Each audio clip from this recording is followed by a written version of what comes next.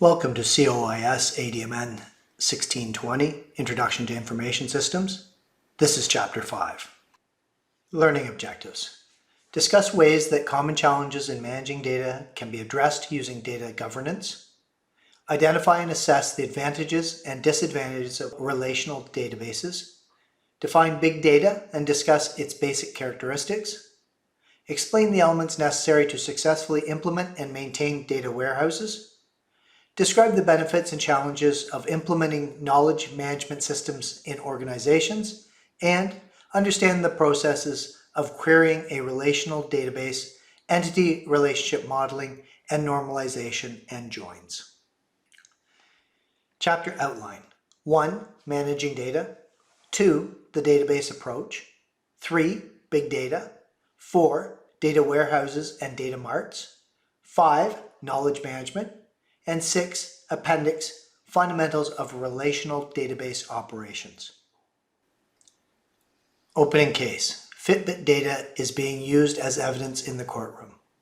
What we want you to think about here is, where is your health data being collected and stored? How could it be used for or against you? And how many different types of data do you access and use in one day or in 1 week? Managing data. We're going to discuss the difficulties in managing data and data governance. Difficulties of managing data. Data increases exponentially with time. Data are scattered throughout organizations. Multiple sources of data. New sources of data. Data becomes outdated, and data media rots. The amount of data increases exponentially with time. We need to store a lot of historical data for a very long time, and we're adding more and more data for all sorts of reasons, our customers, our operations, whichever our needs may be. More data is being added all the time. What that amounts to is that large organizations may be managing petabytes worth of data, where a petabyte is 1,000 terabytes. Data is scattered throughout organizations. We have different ways of collecting data, different systems to collect data into, different individuals collecting data. What ends up happening is that there is redundant and duplicative data that's stored in different areas, in different systems throughout an organization. Because of these multiple sources, we can have internal sources, personal sources, and external sources. We can have commercial databases, government reports, corporate websites, all sorts of sources of data. Data can come from the web in the form of clickstream data, which is what visitors and customers produce when they visit a website or click on hyperlinks. It's used to provide a trail of the user's activities in the website, including their behavior and browsing patterns. There are just so many different sources of data to be collected, to be organized, to be stored. It makes it extremely difficult to manage all that data. So we've also got new sources of data. We've got blogs, podcasts, tweets, posts on social media like Facebook, YouTube videos, texts, RFID tags, and other wireless sensors that are being developed all the time, as well as devices that are monitoring our bodies.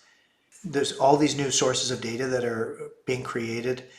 From my former profession as a forensic investigator, those sources of data could all be pertinent in an investigation. This is something that is constantly being tracked. As I was getting out of active involvement in the field, there were a lot more forensics being performed on cars, for instance, vehicle forensics being performed, drone forensics being performed. There are a growing number and multiplicity of data sources that are out there. Data becomes outdated as people, for instance, change their addresses, change their phone numbers. Data becomes outdated. It's probably not properly culled. It's probably just tracked and added to the entire, or kept retained within the entire amount of data that is stored by a given company. Data is also subject to data rot. So that refers to the physical problems with the media that it's stored on. We used to think that storing data on a DVD would keep it forever. However, even DVDs degrade over time. So no matter what the media is, the data can be subject to data rot, where we can no longer rely on being able to retrieve the data from that media. Difficulties in managing data continued. Data security, quality, and integrity may be compromised. Legal requirements need to be met with appropriate data storage methods or management procedures. Legacy IT systems or functional requirements may result in repetition, which is redundancy, or data conflicts, which is inconsistency. High volumes of big data and the variety of data being collected increase complexity. And solutions to these difficulties include effective data governance. Multiple sources of data. We have internal sources such as corporate databases, company documents, personal sources such as personal thoughts, opinions, and experiences, external sources like commercial databases, government reports, corporate websites, and clickstream data, and news sources such as blogs, tweets, videos, and sensor tags. Data governance, which is a subset of IT governance. Its objectives is to enable available, transparent, and useful data and have a single version of the truth. Provides a planned approach to data management for all types of data, and it includes a formal set of business processes and policies for data handling.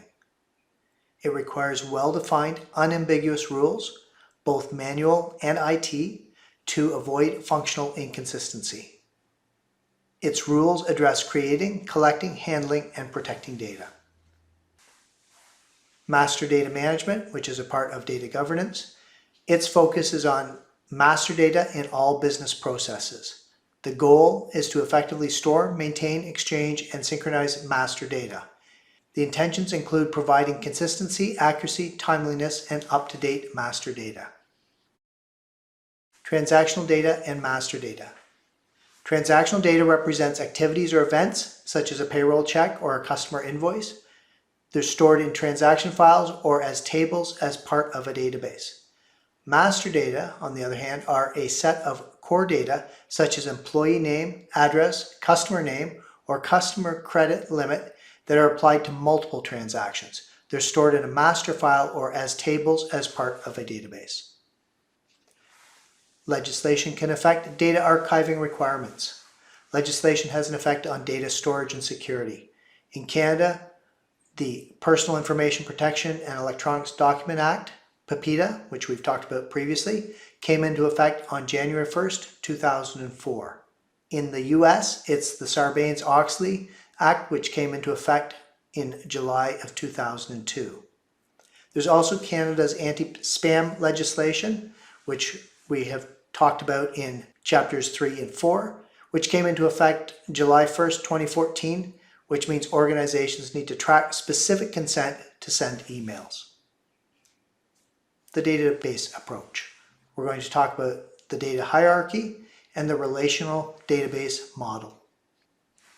Database management systems, DBMs, minimize three main problems. DBMs are a set of programs with tools to create and manage databases. They minimize data redundancy, data isolation, and data inconsistency. Data redundancy is that the same data are stored in multiple locations. Data isolation means that applications cannot access data associated with other applications. And data inconsistency is that various copies of the data do not agree with each other. Database management systems maximize three things: data security, data integrity, and data independence.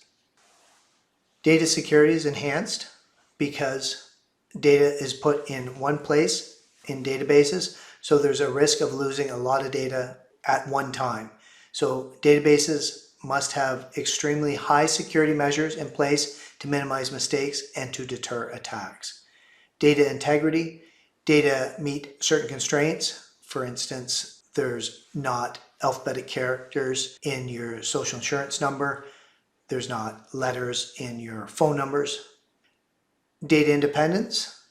Applications and data are independent of each other. So applications and data are not linked to each other, so all applications are able to access the same data. Figure 5.1, Database Management System. So in this figure, the illustration is how a database management system links various different inputs with various different outputs. So we've got the registrar's office, and that registrar's office would have course listing data, course enrollment data, student registration data, and that would be put into the database management system. The accounting department would contribute student tuition data, student fee data, student payment data, while the athletics department might contribute athletic team data and student athlete data. All goes into the database management system, and we can output from them course listings, course enrollment, student registration, student tuition, student fees, student payments, athletic teams, and student athletes. We would be using the master data of the students' information and linked to the various applications used by the registrar's office, the accounting department, and the athletics department in this example. The data hierarchy, starting from least significant to most complex and most significant. We start with bit, then byte, then field, then record, then data file or data table, and then database. A bit stands for a binary digit, which is the smallest unit of data in a computer. It's a 1 or a 0. It's binary. In other words, it has just those two options. 8 bits together is called a byte, which represents a single character. So a byte can contain information for a letter, a number, or a symbol. If we group characters into a word, a small group of words, or an identification number, it's called a field. For instance, a student's first name could appear under the first name field, with his or her social insurance number appearing under the social insurance number field.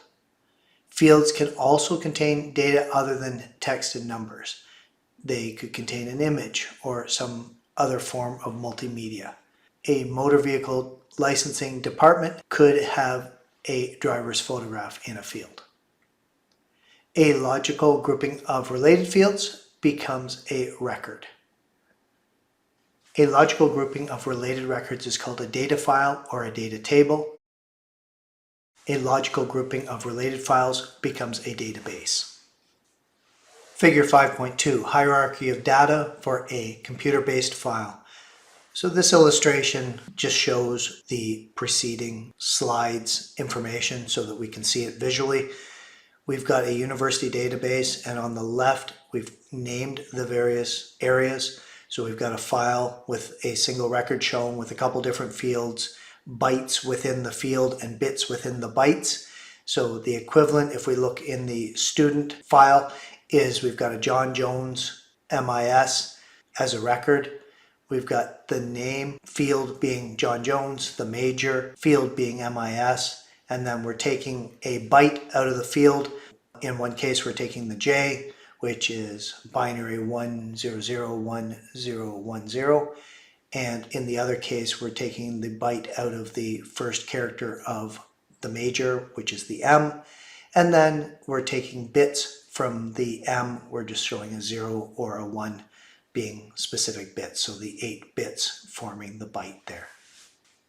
The relational database model. The key terms are relational database model, data model, entity, instance, attribute, primary key, foreign key, and secondary key. The relational database model is as compared to the flat file. In a relational database, there's a number of related tables relating to each other and minimizing the duplication of data. A relational database must be organized into an effective data model. A data model is a diagram that represents entities in the database and their relationships. An entity is a person, a place, a thing, or an event, maybe a customer, an employee, or a product that the organization maintains information about. An instance of an entity is a row within a relational table, which is a specific, unique representation of the entity. The text uses the example of your university's student database containing an entity called student.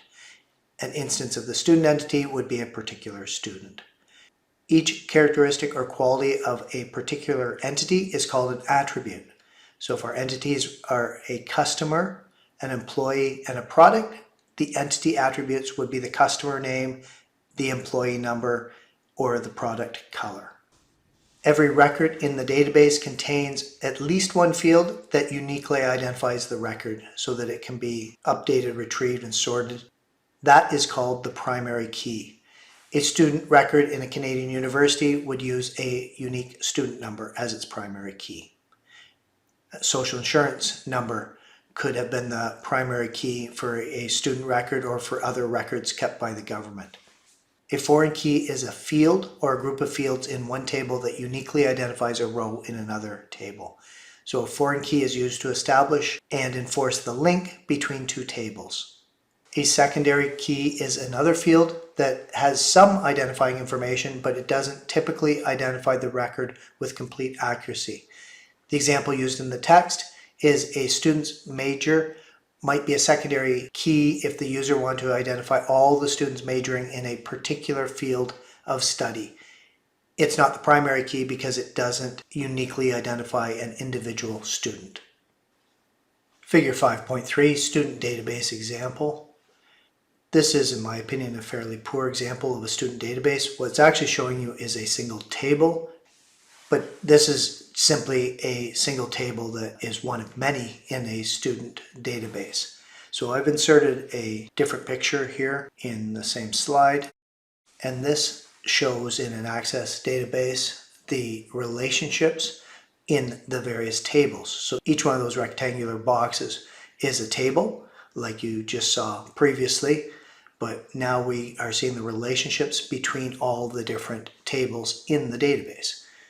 You can see the little icons beside some of the fields, and those are the primary keys when they have a little key beside them, and the lines represent relationships. So on one end of the relationship, you'll usually see a 1, meaning it's a unique number, and then in the other end, it's usually an infinite sign, so it's a one-to-many relationship.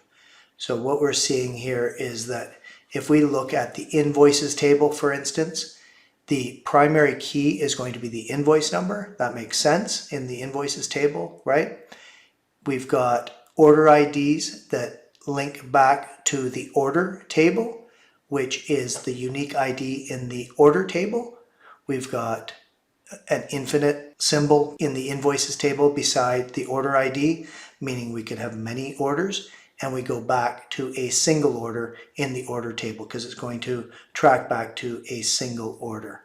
And the same thing, which is highlighted, we've got an employee ID that is noted as being many in the invoices table, back to 1 or unique in the employees table, and it happens in the employees table. The employee ID happens to be the primary key there as well. That's what a relational database actually looks like. Big data.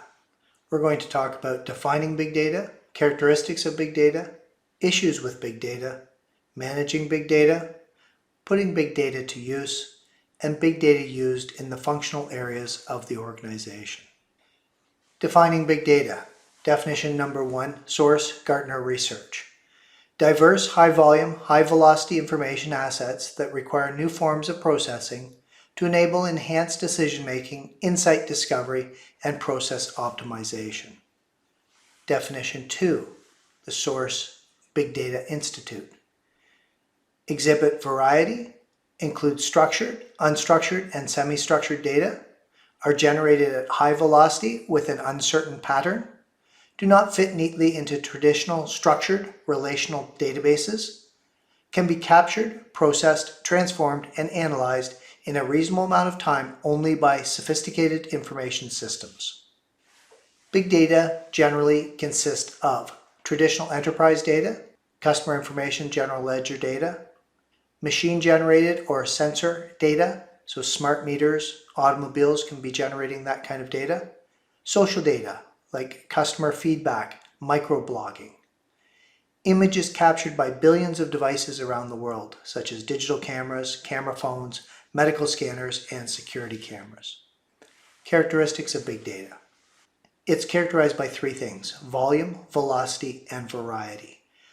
Volume, high volumes of traditional, for example, invoices, and non-traditional data. Non-traditional data being, for example, clicks on websites. Velocity, the rate at which data is flowing is increasing as new types of data, such as those related to locations or products, are added to the data stream. And variety, there's more and more types of data being added, such as images, meter readings, and product locations. It's about Business 5.1. Data from connected vehicles is valuable. What we want you to consider here is what characteristics of big data are exhibited by data from cars. What features would you like to have in a car that would be facilitated by its data? Issues with big data. It can come from untrusted data sources. Big data is dirty, and big data changes, especially in data streams. Let's circle back for a second and go over some of the examples of big data from the textbook. The first example is Facebook's 2.3 billion monthly users upload more than 350 million new photos every day. They also click a like button or leave a comment more than 5 billion times every day. Facebook's data warehouse stores more than 300 petabytes of data, and Facebook receives 600 terabytes of incoming data per day. Another example that the book talks about is the 1 billion monthly users of Google's YouTube service upload more than 300 hours of video per minute. Google itself processes on average more than 40,000 search queries per second. The significance of big data coming from untrusted sources is illustrated in an example. A company might want to integrate data from unstructured sources such as email, call center notes, and social media posts with structured data about its customers from its data warehouse. The problem or the question is, how trustworthy are the external sources of data? How trustworthy, for instance, is a tweet? Data may come from an unverified source. The data itself reported by the source may be false or misleading. The statement that big data is dirty refers to data being inaccurate, incomplete, incorrect, duplicate, or erroneous. These can be things like words being misspelled, duplicate data such as retweets, or company press releases that appear multiple times in social media. Big data changes, especially in data streams. Organization must be aware that data quality in an analysis can change, or the data themselves can change because the conditions under which the data are captured can change. So a utility company that analyzes weather data and smart meter data to predict customer power usage, what happens when the utility is analyzing these data in real time and discovers that data are missing from some of its smart meters? Managing big data. When properly analyzed, big data can reveal valuable patterns and information. It requires a database environment. Traditional relational database structures or NoSQL databases can be used. Open source solutions and new methods such as data lakes are also used. Leading and large corporations such as Walmart and Google have been able to process big data for years, but it was extremely expensive to do so. Using today's hardware, cloud computing, and open source software makes processing of big data much more affordable for most organizations. The first step towards managing data was to integrate information silos into a database environment and then develop a data warehouse for decision making. In other words, they took data from their various applications, from the different silos within the company being generally different departments, and they cleaned it up and merged it and put it into a single data warehouse so that all the information would be together, would be clean, and it could be used for decision making. In recent years, Oracle, IBM, Microsoft, and SAP have spent billions of dollars purchasing software firms that specialize in data management and business analytics. We're going to talk about business analytics in Chapter 12. In addition to existing data management systems, today many organizations employ NoSQL databases to process big data. Think of them as not only SQL, which stands for Structured Query Language Databases. We'll talk about SQL a little later on. A data lake is a central repository that stores all of an organization's data regardless of its source or its format. They receive data in any format, both structured and unstructured, and the data doesn't have to be consistent. Organizations may have the same type of information in different data formats depending on where the data originate. Data lakes are typically, but not always, built using something called Apache Hadoop. Organizations can then employ a variety of storage and processing tools to extract value quickly and to inform key business decisions. It's About Business 5.2, Cloud Spanner, Google's global database. After you read the business case in the text, we want you to consider how timestamping is an important component of recognizing a transaction's uniqueness, and what does an organization have to do to back up its systems when its data and programs are scattered all over the world. Putting big data to use. Making big data available, enabling organizations to conduct experiments, microsegmentation of customers, creating new business models, and organizations can analyze more data. An example of making big data available would be the amount of data that government agencies do collect, some of which is going to be big data, and making that data available can provide significant economic benefits.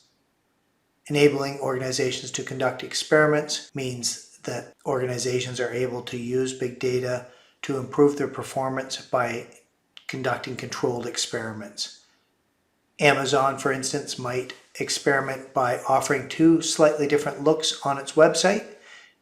We call this A/B experiments, and it's discussed in COIS ADMN 3750, Principles of Online Marketing. These A/B experiments have only two possible outcomes. They would allow Amazon to determine which route they wanted to go with the website change that they were considering. Microsegmentation of customers means dividing customers into groups that share one or more characteristics into very small groups. That very small group can be even down to an individual customer. If you're able to use big data to microsegment your customers, then you may be able to very precisely customize a loyalty program. And if you can customize that loyalty program, you're generally going to experience higher customer satisfaction and therefore retain your customers more effectively. Creating new business models. A company can use big data to create a new business model. The example that's given in the book is a commercial transportation company operated a substantial fleet of large long-haul trucks, and they put sensors on all of those trucks. The sensors communicate sizable amounts of information to the company. That is called telematics. The sensors collect data on the vehicle usage. It tells them about acceleration, braking, cornering, in addition to driver performance and vehicle maintenance.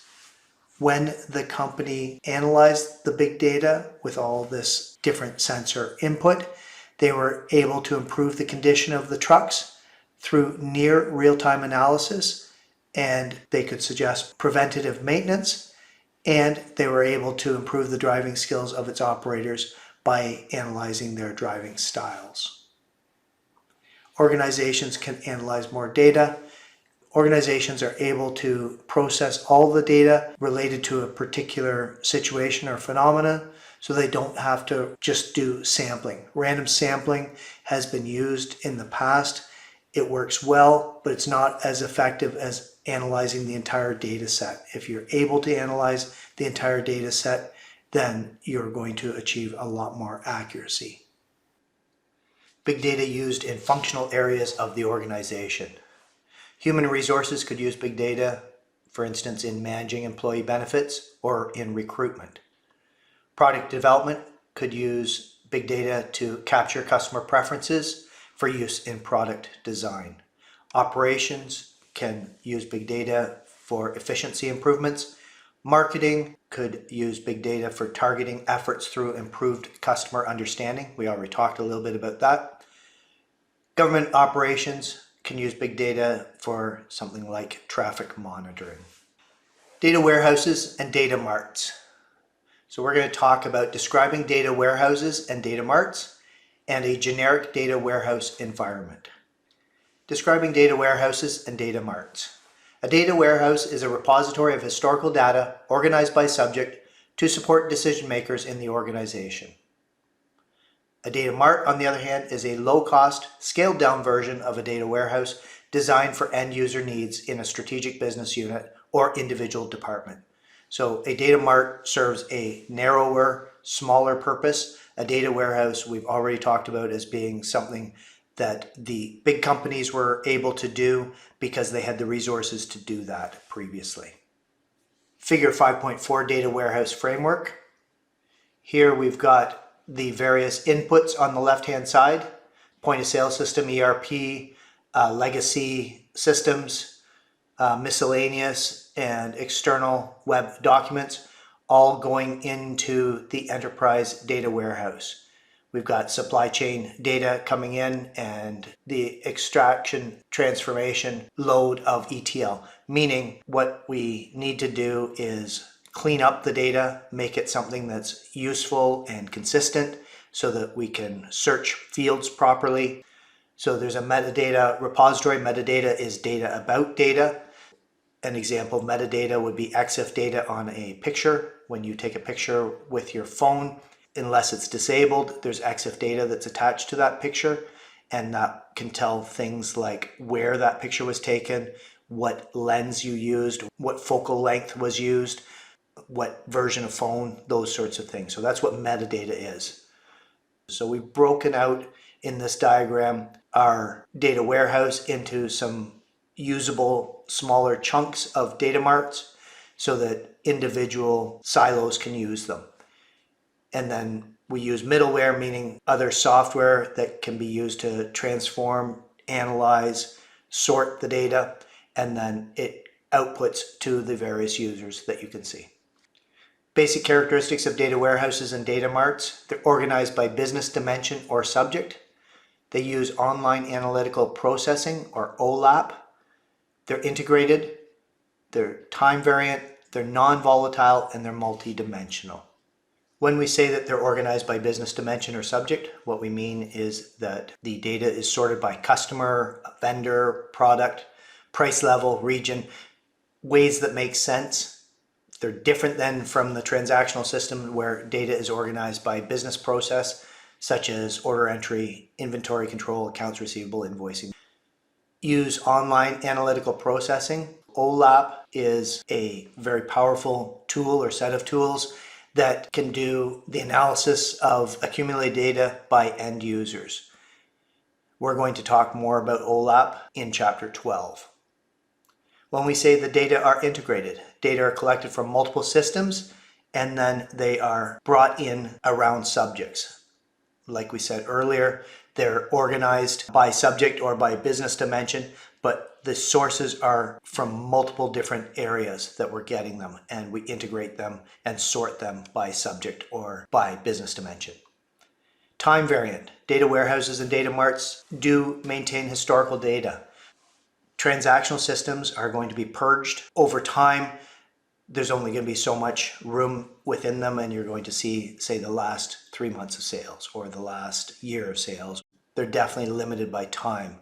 A data warehouse or a data mart could store years of data, and we would use that data to detect trends and long-term relationships. Non-volatile. Users cannot change or update the data. There's not an entry process to go in and change the data or update it. So it does reflect history, the way things were when we collected the data, and that's critical for identifying and analyzing trends. Warehouses and marts are updated, but they're updated through IT control load processes rather than by users, meaning that we are going to make sure that the data is formatted in the ways that we want so that it is sortable and everything, but it's not user updatable. Multidimensional.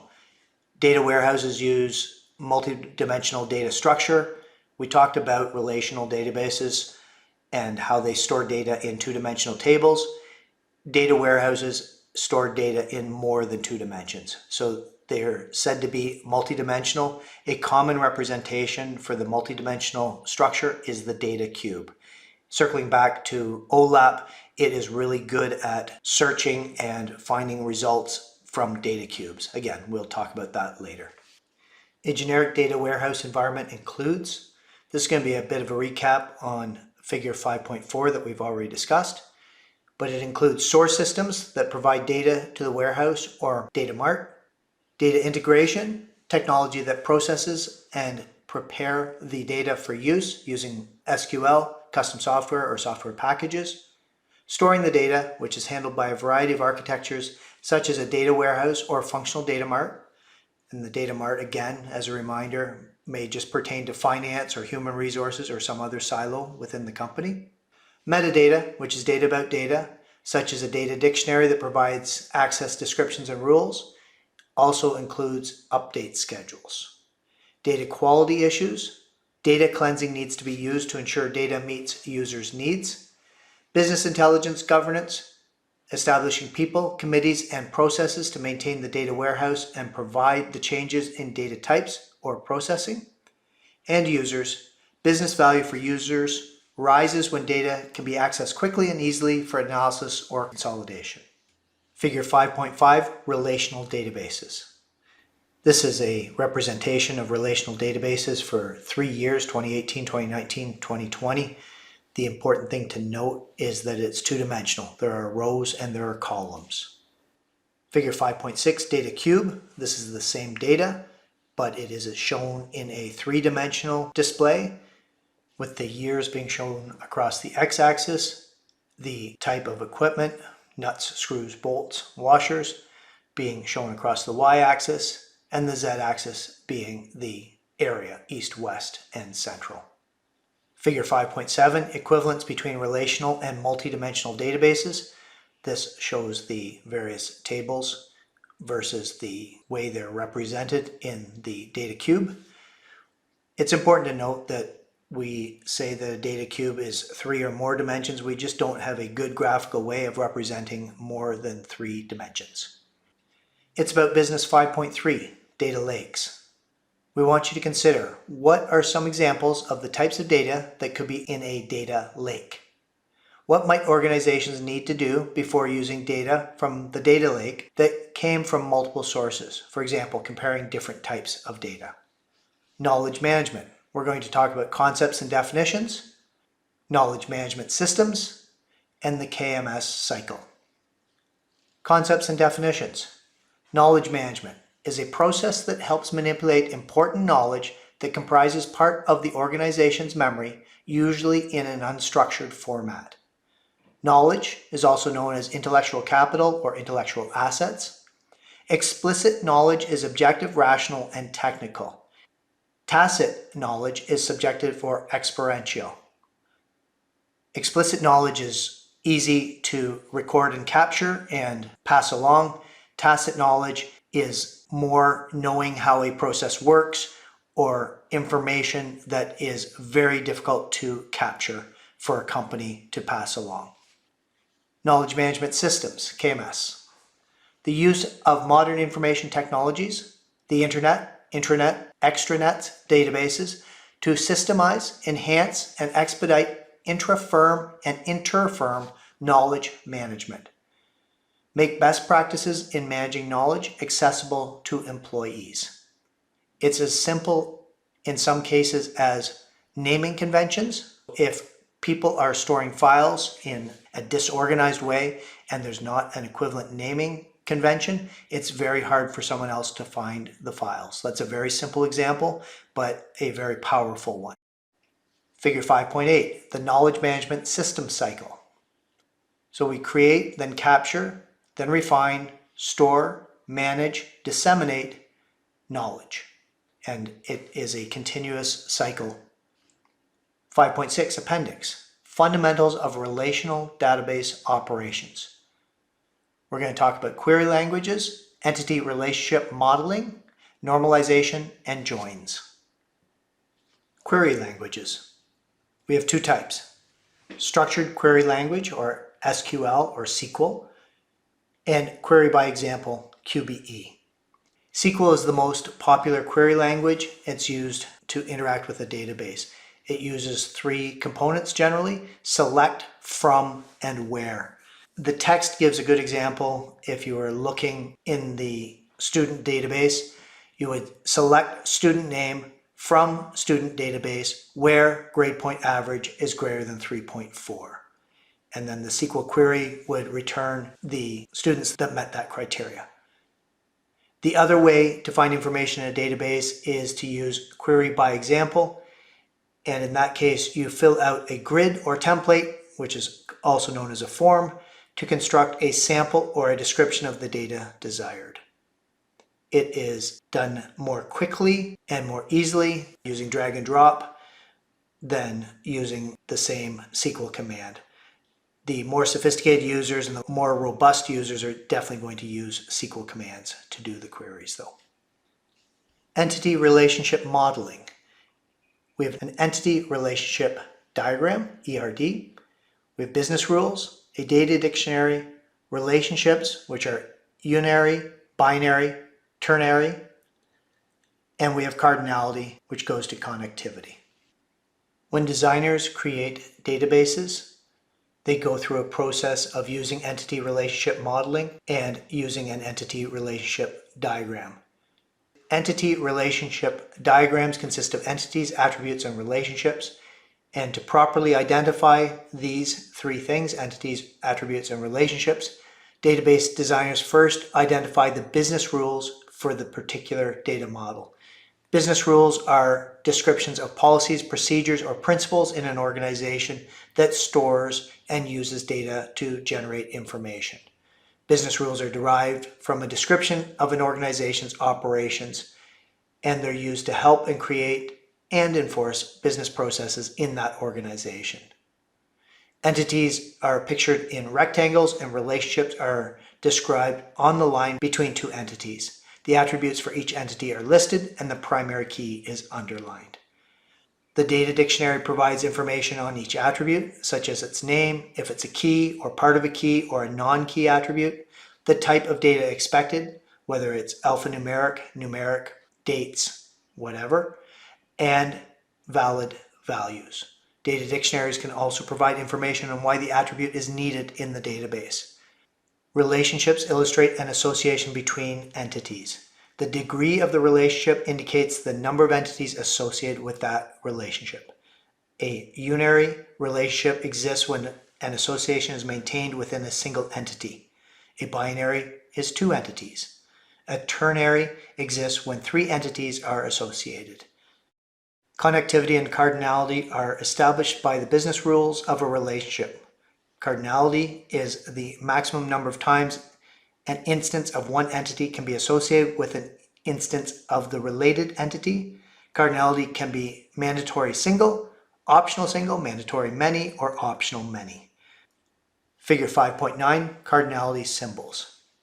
Mandatory single, mandatory many, and optional many. The text has an excellent example that walks through an example from a university right below figure 5.9. Figure 5.10, one-to-one relationship. This example is a student may have a parking permit. A parking permit must belong to the student. So we've got a one-to-one relationship between student and their parking permit. Below that is the table, and we've got a student identification number as being the primary key. That's how we identify a student. And then we have the student name and student address below that. The parking permit, the primary key is the parking permit number. And then we've got the student identification number to link the two tables. And we've got a car type associated with the parking permit. Figure 5.1, one-to-many relationship. We've got a professor can teach a class. A class must have a professor. So in the table, we've got the professor's identification number, their employee number or something similar. We've got the professor's name and the professor's department, and the class has a unique class ID, and it has a name, a time, and a place. So a professor can have many classes. Figure 5.12, many-to-many relationship. We have a student that can have registration, and that registration can be for a class.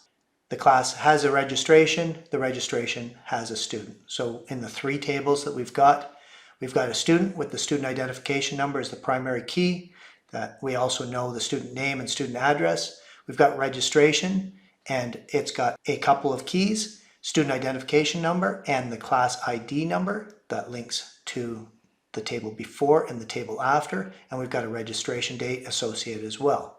The class has a class ID number, it's got a name, a time, and a place. Normalization and joins. Normalization, and we've got functional dependencies. We've got first normal form, second normal form, and third normal form.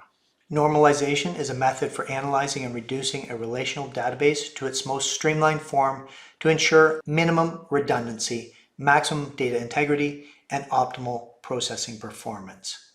Data normalization is a methodology for organizing attributes into tables so that redundancy among the non-key attributes is eliminated. The result of it is a properly structured relational database. Functional dependencies are a means of expressing that the value of one particular attribute is associated with a specific single value of another attribute. The text uses the example for a student number at a university. There's exactly one student name associated with it. So a student number is referred to as the determinant because its value determines the value of the other attribute. We can say that student name is functionally dependent on student number. Figure 5.13, raw data gathered from orders at a pizza shop. So we've got a couple of order numbers, we've got order dates, customer ID, and so forth across. We've got various pizzas that are ordered in each of those orders and a total for the orders by order number. Figure 5.14, functional dependencies in pizza shop example. We've got order number and order date, order number and quantity, order number and total price. The customer ID has the first name, last name, address, postal code, and total price associated with it. The pizza code has a pizza name and a price associated with it. The first normal form for data from a pizza shop, we can see that we've compressed things down significantly. We note that some of the columns are underlined. Those represent the primary keys. In other words, order number, customer ID, and pizza code are the primary keys. In first normal form, each order has to repeat the order number, order date, customer first name, customer last name, customer address, and customer postal code. This data file contains repeating groups and describes multiple entities, so it has data redundancy, it has a lack of data integrity, and the flat file would be difficult to use in various applications. Figure 5.16, second normal form for data from a pizza shop. In order to get to the second normal form, we break the table from the previous form into smaller tables to eliminate some of the data redundancy. Second normal form does not allow partial functional dependencies, so a table in second normal form, every non-key attribute must be functionally dependent on the entire primary key of that table. Our second normal form has not quite eliminated all the data redundancy. We can see the order number is duplicated 3 times, as are all customer data. Figure 5.17, third normal form for data from a pizza shop. We have now broken the data into 4 tables. We have eliminated data redundancy, and in order to put together an order, we would use a join operation to combine records from 1 or more tables, in this case 4 tables, to obtain all the necessary information. Figure 5.18, the join process with the tables of the third normal form to produce an order. So we can see the primary keys and the various dependencies between them. In order to make an order, we have an order number that's linked to the customer ID. The customer ID is found in the customer table. along with the various information we need to deliver that pizza. And the pizza order is connected from the order number to a pizza code. The pizza code points over to the pizza table. You can see that there are no repeated fields in the 4 tables, and we have an efficient relational database. Closing case. Data enhances fans' experience of the Tour de France. We'd like you to think about how could the technologies used by the Tour de France support other technologies such as self-driving cars? How do the terms that you have learned in this chapter relate to the types of data used by the Tour de France? That brings us to the end of this chapter's lecture. Thank you for your attention.